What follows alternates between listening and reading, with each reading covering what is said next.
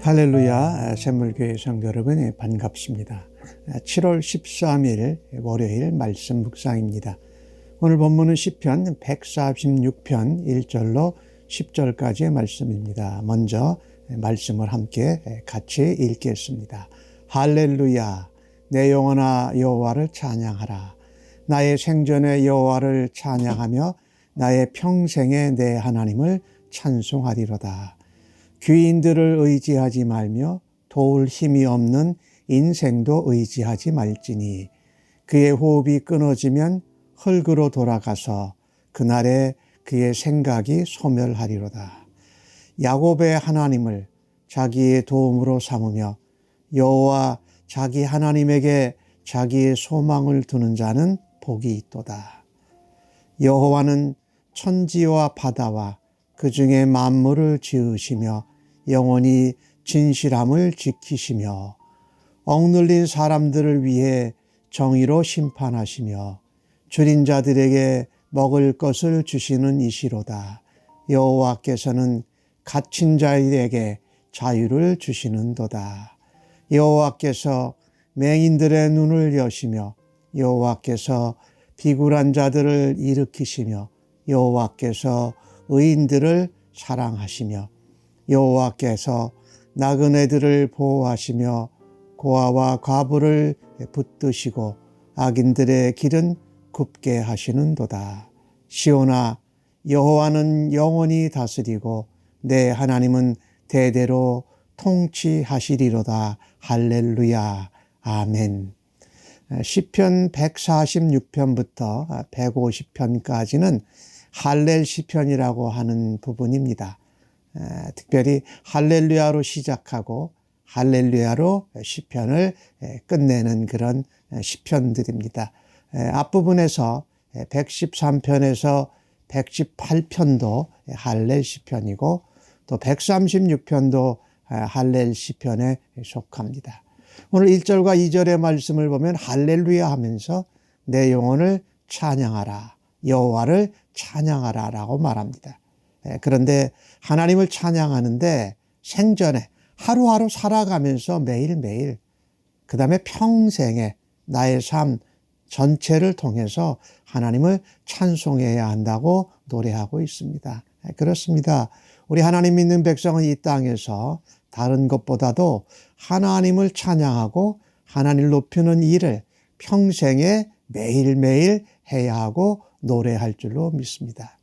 근데 그렇게 하나님을 찬송할 때에 우리가 늘 명심하고 가슴에 하나 담아야 할 것은 뭐냐면요, 귀인들을 의지하지 말고 나를 건져줄 수 없는 인생을 의지하지 말라는 겁니다. 귀인이라는 것은 높은 지위나 힘을 가진 사람들을 말하죠. 그들이 지위와 힘으로 도와주면 뭐가 될 것 같지만 그렇지 않다. 그들은 나를 건질 수 없다라고 말하는 겁니다. 오늘 시편 기자는 인생은 다 호흡이 끊어지면 흙으로 돌아간다. 그래서 그의 힘과 그의 능력과 계획도 다 없어지는 거다. 그러니 우리가 사람을 의지하는 것이 참 얼마나 하나님 앞에 불신앙인 것을 알아야 합니다. 그래서 오늘 5절 말씀에 오늘 시편 기자는 표현하지요. 야곱의 하나님. 여러분 야곱을 한번 생각해 보십시오. 여러 가지 형도 부모도 이렇게 속이고 그랬던 사람들이지만 야곱에게 가장 중요한 것이 있다면 하나님을 바랐다라는 겁니다. 하나님을 소망했다라는 겁니다. 하나님께 복을 받아야 된다라고 한 것이지요. 야곱의 하나님, 그래서 그렇게 표현할 것일 때 자기의 도움을 하나님으로 삼는다. 그리고 자기의 소망을 하나님께 둔다. 그게 복이라는 것입니다. 우리는 잘못하면 나랑 가까이 있는 사람, 내가 잘 아는 힘있고 능력 있는 사람을 하나님보다 더 의지하고 신뢰할 때가 참 많지요. 그러나 그것은 헛된 것이라는 것입니다. 소망을 하나님께 두고 나의 도움을 하나님께 두는 것이 바로 복이 있다. 간단히 표현한다면 믿음으로 사는 거죠. 하나님을 믿고 하나님을 의지하고 살아가는 것을 말하는데 그것이 복이라는 말씀입니다. 이 하나님은요, 천지와 바다를 만물을 지으신 하나님이실 뿐만 아니라 말씀대로 그 언약을 신실하게 영원히 지키시는 분이십니다. 그래서 인간과는 다르다. 인생과는 다르다.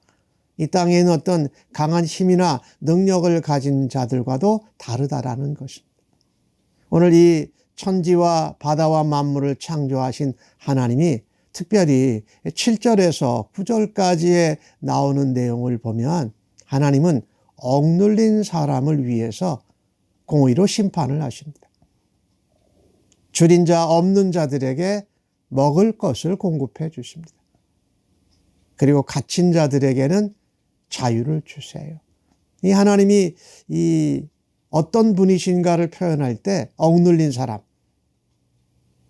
굶주린 사람, 또 갇힌 자를 자유케 하는 그런 하나님을 노래하고 있습니다. 우리가 죄에 억눌렸고 또 우리가 하나님의 은혜와 하나님의 말씀의 양식을 먹지 못할 때에 또 우리가 죄에 갇혀 있을 때에 하나님 우리에게 자유를 주시고 우리에게 영생의 양식을 주시고 우리가 억울하지 않게 공의로 심판하시는 하나님이 예수 그리스도를 우리에게 보내주셨다라는 것입니다. 예수 안에 자유를 누리고 예수 안에 우리가 영생의 양식을 먹고 예수 안에서 우리는 억울해도 하나님이 공의로 심판하는 이 심판대에 서게 될 것입니다. 그 하나님을 소망해라. 그 하나님께 소원을 둬라 이렇게 말씀하고 있지요. 그런가 하면 8절에는 맹인 눈에 눈을 여시며 비굴한 자들을 일으키시며 여호와께서 의인들을 사랑하신다. 여기 맹인이라는 것은 육적으로도 소경을 말하지만 영적으로 눈이 멀은 것을 말하지요. 즉 하나님을 알지 못하고 믿음을 갖지 못하는 것이지요. 메시아께서는 우리를 포로된 자에서 자유케 하시고 우리의 영적인 눈을 열어주신 분이 바로 그리스도이시다. 여기 비굴한 자를 일으키신다는 표현은 이겁니다. 우리의 인생의 염려나 근심이나 고통으로 마음이 눌려서 굽어서 이렇게 항복한 모습이죠. 그것을 주님이 일으켜 주시고 펴주신다. 그분이 바로 하나님이시다.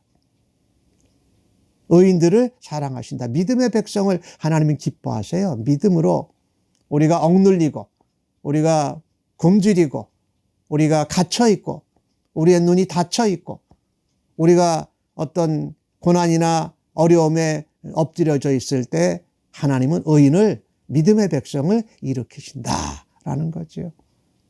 오늘 9절에는 나그네와 고아와 과부를 하나님이 보호하시고 붙드신다라는 거죠.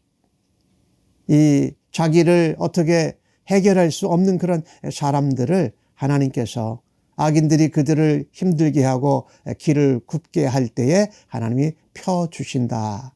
오늘 이 주신 말씀에서 보면은요, 눌린 자, 없는 자, 또 포로된 자, 보지 못하는 자, 이런 사람들은 우리가 자기를 해결할 수, 감당할 수 없는 사람들은 하나님께 소망을 둬야 된다.